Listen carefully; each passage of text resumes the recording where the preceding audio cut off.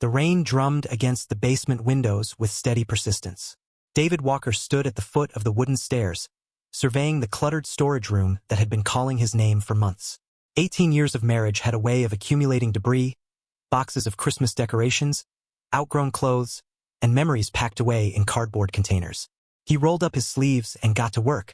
Rachel was upstairs somewhere, probably on another marathon phone call with her sister Linda. The conversations had become more frequent lately, always ending abruptly when he entered the room. Emma was at volleyball practice, and Jake was buried in his room with video games. Saturday afternoons like this used to feel peaceful. Now they felt hollow.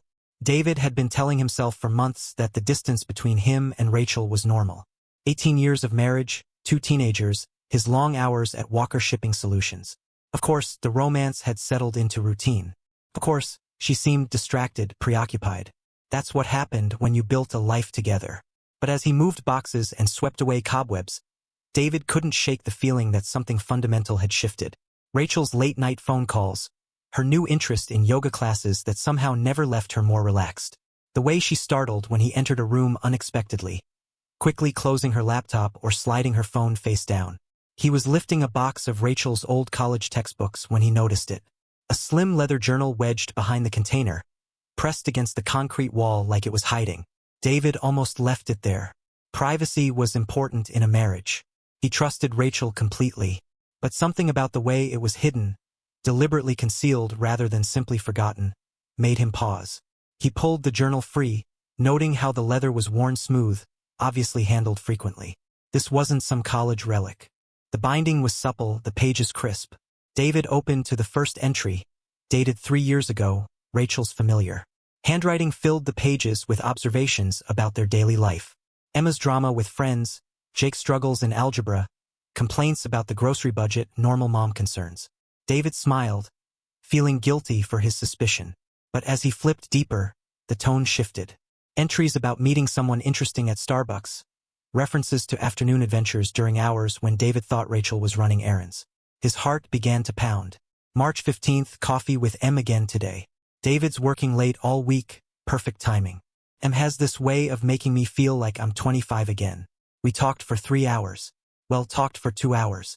David's hands began to shake. He forced himself to keep reading, even as his stomach clenched. The entries became more explicit, more detailed. Rachel documented lies she'd told him, alibis she'd crafted. She wrote about hotel rooms, stolen afternoons, the thrill of deception. April 3rd.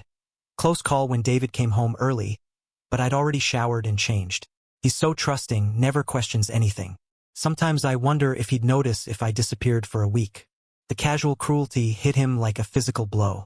David sat heavily on an overturned box, the journal trembling in his grip. He read about Kevin, then Tony, then references to a young guy from the gym, at least 3 different men, maybe more. Each entry revealed a stranger wearing his wife's face. The Rachel in these pages was calculating, unfaithful, and contemptuous of David's trust. She wrote about their marriage like it was a convenient cover story about David himself, like he was a useful but oblivious prop. David pulled out his phone and began taking pictures of key pages, evidence. He photographed dates and details, forcing himself to remain methodical even as his world crumbled. The last entry he read stopped his heart completely. June 22nd.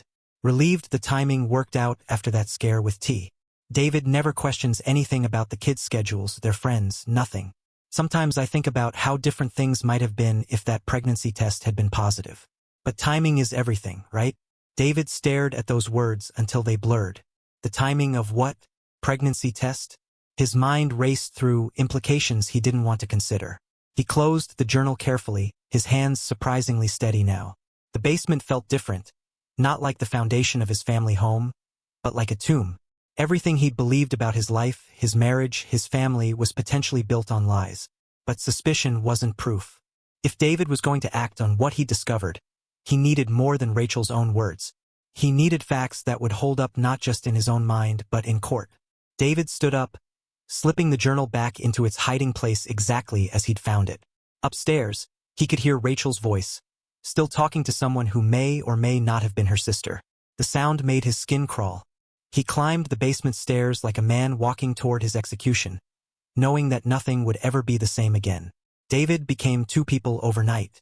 The first David went through the motions of his life. Kissing Rachel goodbye in the mornings, helping Jake with homework, cheering at Emma's volleyball games. This David smiled at the right moments, laughed at Rachel's stories, and maintained the comfortable rhythm of 18 years of marriage. The second David was a detective.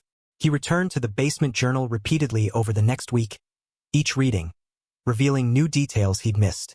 Rachel had been methodical in her documentation, noting not just what she'd done, but how she'd covered her tracks. David cross-referenced her entries with his work calendar, family photos, and his own memories. The patterns were devastating. Rachel's affair with Kevin had coincided with David's 3-day business trip to Portland. Her meetings with Tony always happened on Wednesday afternoons when she claimed to be at book club, a book club that David now realized she'd invented entirely. The young guy from the gym encounters aligned perfectly with her Tuesday and Thursday workout schedule.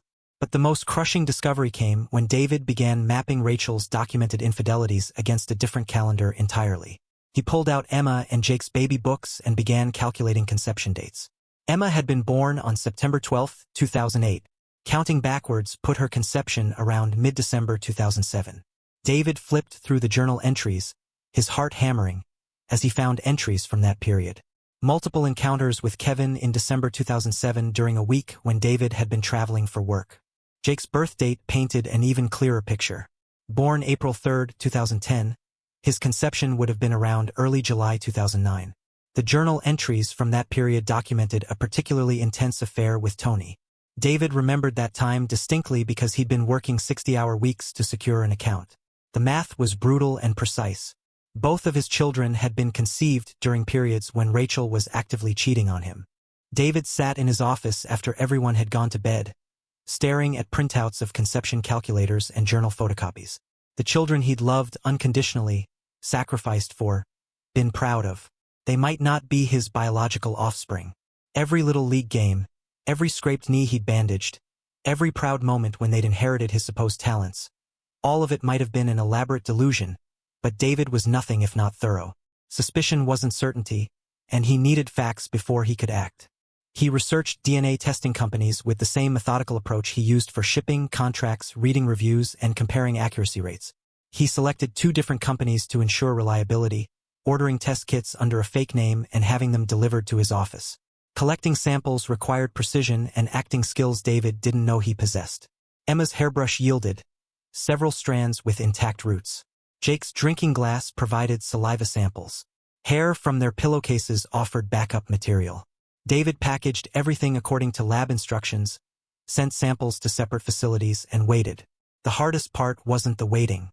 It was maintaining normal family interactions while his heart was breaking in real time. Dinner conversations became minefields. When Emma laughed at one of his jokes, David had to excuse himself to compose himself. When Jake asked for help with a science project about genetics, David nearly broke down entirely.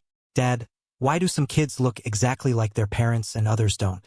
Jake asked innocently, spreading textbooks across the kitchen table. "Well," David managed, his voice steady despite the chaos in his chest. "Genetics are complicated. Sometimes traits skip generations or combine in unexpected ways. But you know what really matters about family?" he asked his son. "What?" Jake replied, looking up from his textbook. "Love, commitment, being there for each other no matter what," David continued, reaching over to ruffle Jake's hair. "Biology is just science. Family is about choice." Jake nodded seriously, returning to his homework while David excused himself to get air outside. Meanwhile, Rachel continued her routine with no apparent awareness of David's discovery. She still took her mysterious phone calls, still disappeared, for hours at a time with vague explanations. David began documenting these absences, noting when she left, when she returned, and what stories she told. He also started paying attention to her phone habits with new eyes. She'd always been protective of her device, but now David noticed how she angled it away from him, how she took it into the bathroom, how she slept with it under her pillow instead. Off on the nightstand. One evening while Rachel was in the shower, David noticed she'd left her phone on the kitchen counter. His finger hovered over the home button for a full minute before his conscience won out. He wasn't ready to become someone who violated privacy without absolute certainty. The journal was evidence he'd stumbled upon. Actively hacking her phone would make him the aggressor. But David did start paying attention to the name that appeared most frequently on her screen. Linda called and texted constantly. Except David had spoken with Rachel's actual sister Linda the previous week during a family call, and Linda had mentioned how she and Rachel barely talked anymore due to their busy schedules. The DNA test results were scheduled to arrive in 3 weeks. 3 weeks to maintain his performance as the oblivious husband. 3 weeks to prepare for whatever truth was coming. 3 weeks to figure out how to protect his relationship with Emma and Jake, regardless of what the science revealed. Because that was the terrible irony David was discovering. Biology might determine paternity, but it couldn't erase 16 and 14 years of fatherhood. These children were his in every way that mattered, and he'd be damned if Rachel's betrayal would cost him the most important relationships in his life. He just had to make sure that when the truth came out, Rachel would be the villain of the story, not him. The DNA results arrived on a Tuesday morning in 2 separate manila envelopes delivered to David's office while Rachel was supposedly at her yoga class. David had prepared for this moment for 3 weeks, but his hands still trembled as he opened the first envelope. Emma. 0% probability of paternal relationship. The second envelope confirmed what David already knew in his heart. Jake. 0% probability of paternal relationship. David allowed himself exactly 1 hour to grieve. He locked his office door, put his head in his hands, and let 18 years of lies wash over him. The children he'd taught to ride bikes, whose scraped knees he'd bandaged, whose report cards he'd celebrated. None of them carried his DNA. Every proud moment when someone commented on how Jake had his determination or how Emma had inherited. His work ethic had been based on fundamental deception. But after that hour, David Walker, regional manager and strategic problem solver, took control. He called his attorney first. Mitchell Brennan had handled the incorporation of David's shipping business and came highly recommended for family law. Over coffee at a neutral location, Mitchell explained David's options. Since your name is on both birth certificates and you've been the primary provider for their entire lives, you're the legal father regardless of biology, Mitchell said, spreading documents across the cafe table. But custody battles can get complicated when infidelity is involved. We need to prove not just that Rachel cheated, but that she's unfit as a parent. What constitutes unfitness? David asked. Ongoing deception, emotional manipulation, putting the children at risk through her behavior. Do you have evidence of her current activities? Mitchell replied. David slid copies of the journal entries across the table. Mitchell read them with the detached interest of a professional, occasionally making notes on a yellow legal pad. This is good, Mitchell said finally. Documented pattern of deception, multiple affairs, cavalier attitude toward the marriage and children.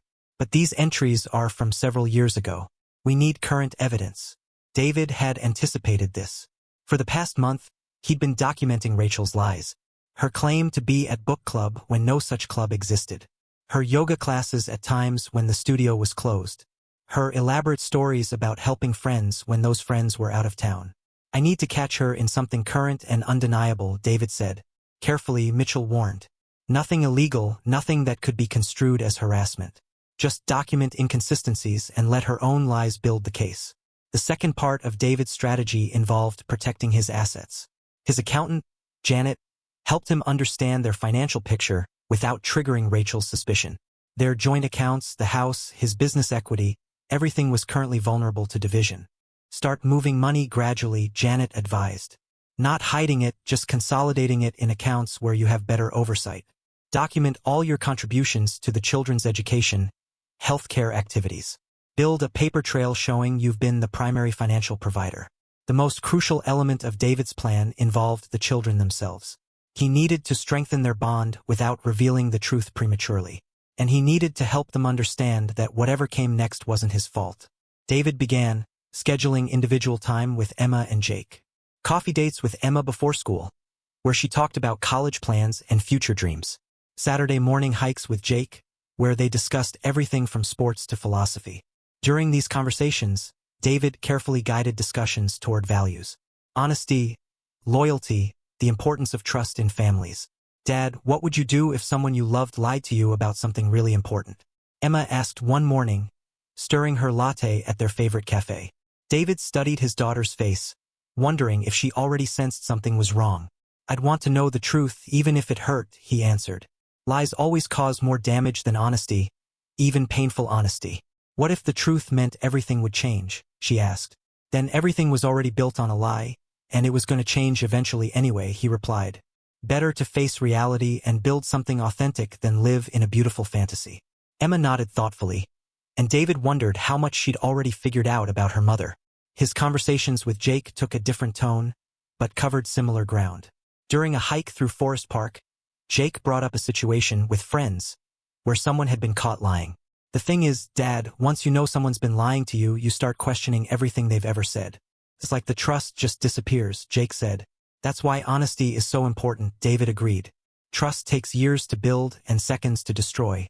Do you and Mom ever lie to each other? Jake asked. David stopped walking, choosing his words carefully. I've never lied to your mother about anything important, and I hope she's never lied to me, he said. But Jake, if you ever found out that anyone had been lying to you about fundamental things, would you want to know?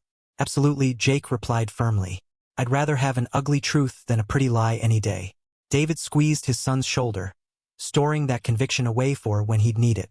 Throughout this preparation, Rachel remained oblivious to David's discoveries. She maintained her routine of deception with the confidence of someone who'd never been caught.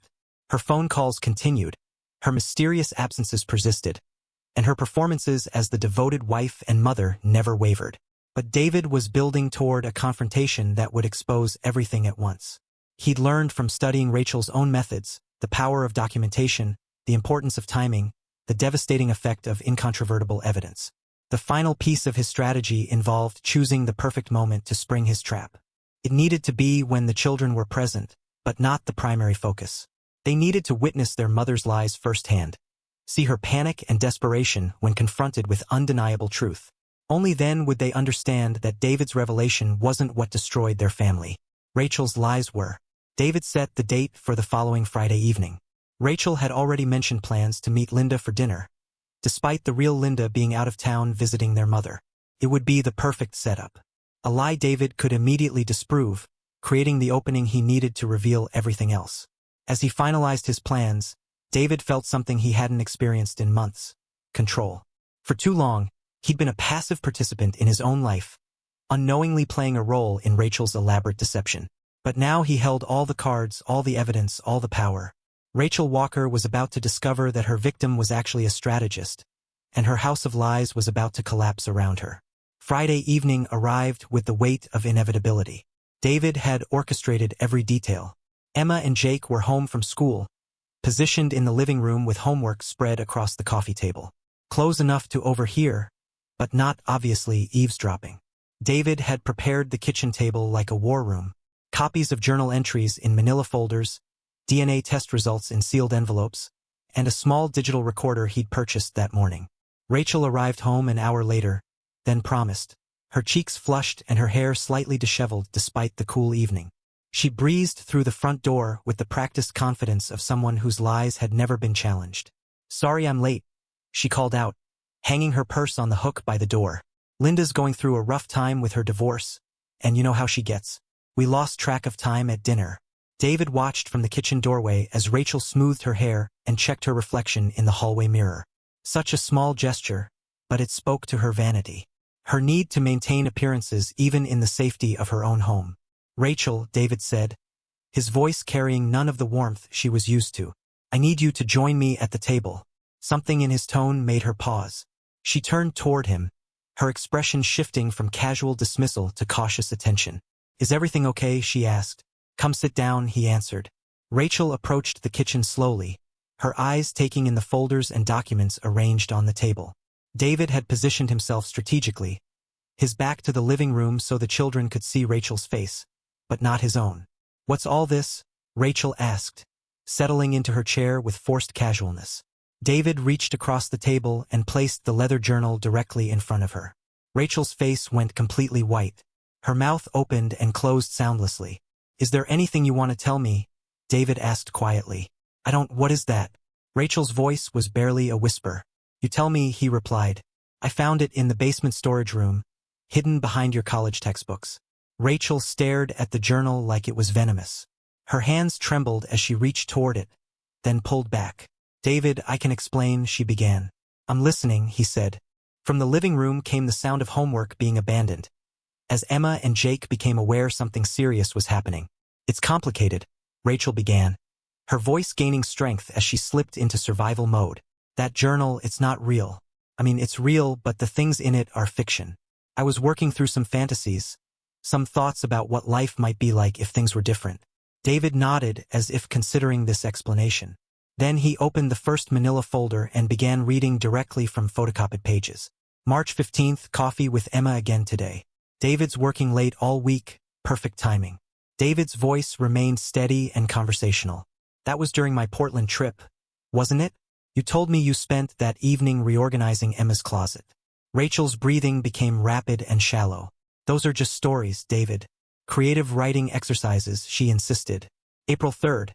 Close call when David came home early, but I'd already showered and changed. "He's so trusting, never questions anything," David continued, flipping to another page. "That was the day you claimed to have food poisoning, remember? You're taking this out of context," she protested. David opened the second folder and produced the DNA test results. The papers hit the table with the finality of a judge's gavel. Rachel's composure shattered completely. She lunged for the documents, but David held them out of reach. "Test errors," she gasped. "Those tests are wrong all the time. 2 different labs, Rachel, 2 separate tests. Emma and Jake share none of my DNA," he stated firmly. The words hung in the kitchen air like a death sentence. From the living room came the sound of chairs scraping against hardwood floors. Emma appeared in the kitchen doorway first, her face stricken with confusion and growing horror. "What DNA tests?" Emma demanded. "Dad, what are you talking about?" Jake crowded behind his sister, his frame tense with alertness. Rachel tried to recover, switching tactics to damage control. "Kids, your father is upset about some old journal entries that don't mean anything. He's blowing everything out of proportion," she explained desperately. "Is it true?" Emma's voice cut through her mother's explanation like a blade. "Have you been cheating on Dad?" "Emma, sweetheart, it's complicated. Adults sometimes," Rachel began. "Just answer the question," Jake shouted, his voice cracking with emotion. "Have you been lying to us?" Rachel looked around the kitchen like a trapped animal. David remained silent, letting her dig her own grave. "Those journal entries are old," Rachel finally said. "Whatever happened in the past doesn't change how much I love this family." "What about the DNA tests?" Emma pressed. "Are you saying Dad isn't our biological father?" Rachel's silence was answer enough. Emma's face crumpled and Jake let out profanity that would have earned punishment under normal circumstances. "You destroyed our family," Emma said, her voice thick with tears and disgust. "You lied to everyone about everything." Jake was beyond words, his face red with rage as he stared at his mother. When Rachel tried to approach him, he physically recoiled from her touch. "Don't," he said, his voice deadly quiet. "Don't touch me," David finally spoke, his words measured and calm in contrast to the chaos Rachel had created. "I want you to pack your things and move to the guest room tonight. We'll discuss the divorce arrangements once you found somewhere permanent to live," he said. "David, please," Rachel begged, tears streaming down her face. "We can work through this. The kids need their mother." Emma looked at her with pure contempt. "I don't need someone who's been lying to me my entire life," she replied coldly. "I don't need someone who humiliated Dad while he was working to support us." Jake nodded in fierce agreement. "He's our real dad," he declared. "Biology doesn't matter. He's the one who raised us." Both children moved toward David, forming an unconscious protective barrier between him and Rachel. Rachel tried once more to salvage something from the wreckage. "I made mistakes, but I never stopped loving you kids. I'm still your mother," she pleaded. "You're the woman who gave birth to us," Emma corrected. "But Dad is our real parent." As Rachel retreated upstairs to pack, Emma and Jake flanked David at the kitchen table, both reaching for him in the same moment. Their hug was fierce, desperate, and healing. "We choose you," Emma whispered. "Biology doesn't matter. You're our real dad." Jake nodded against David's shoulder. "She's the one who broke everything, not you," he said firmly. 6 months later, David Walker stood in his kitchen making Saturday morning pancakes, a ritual that had taken on new significance since becoming a single father. Emma set the table while Jake squeezed fresh orange juice. Their movements synchronized. By months of practice, the divorce had been swift and brutal. Rachel's documented infidelity, combined with Emma and Jake's sworn testimony about her deception and their preference to live with David, left her with minimal assets and no custody rights. The house remained theirs, along with most of the savings, David had accumulated over 18 years of hard work. Rachel's new reality had become something of a local scandal. After losing the house and her family, she'd been forced to move back in with her elderly parents, a humiliating regression from suburban wife and mother to middle-aged dependent daughter. Her attempts to contact the children had become increasingly desperate and inappropriate, leading to a no-contact order that Emma and Jake had requested themselves. The professional changes in David's life had been equally dramatic. His renewed focus and energy had led to a promotion to regional manager. His colleagues, who'd learned about the situation, had been uniformly supportive. David's relationship with Emma and Jake had evolved into something deeper than traditional father-child dynamics. They'd become a team, united by shared trauma and mutual respect. Emma had grown more mature, taking on household responsibilities without being asked. Jake had channeled his anger into academic achievement.